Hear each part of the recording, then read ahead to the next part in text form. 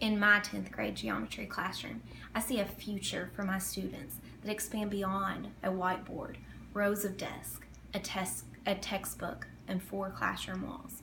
The room is no longer a classroom, but a place where students are creating, designing projects, and finding the value behind the mathematics, taking on a real-world application.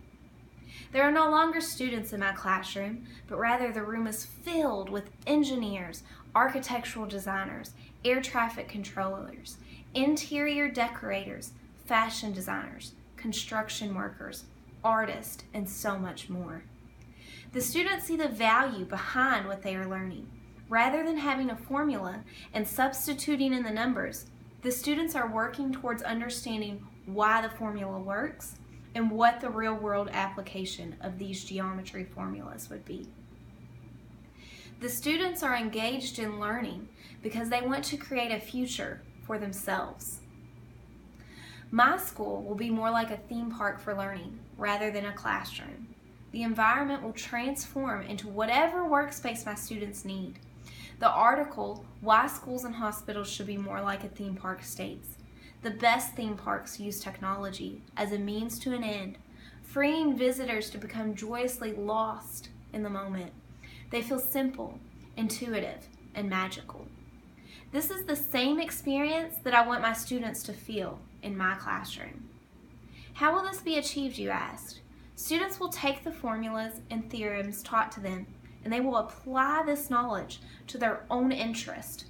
Once they have found their interest, they will design and implement a geometry project. Perhaps it is an art project, or it could be a blueprint for a local gym that the community needs. The possibilities are endless.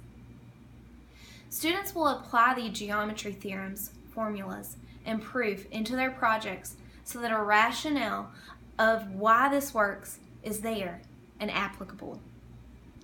They will reach out to members of the community to help achieve this goal, building relationships and making real-world connections. Technology will be used as a tool to aid in the learning environment rather than a minor enhancement to the lesson. Students will grow and develop throughout the 5 levels of the Create Excellence framework, real-world learning levels. The 5 levels are 1. Knowing, 2.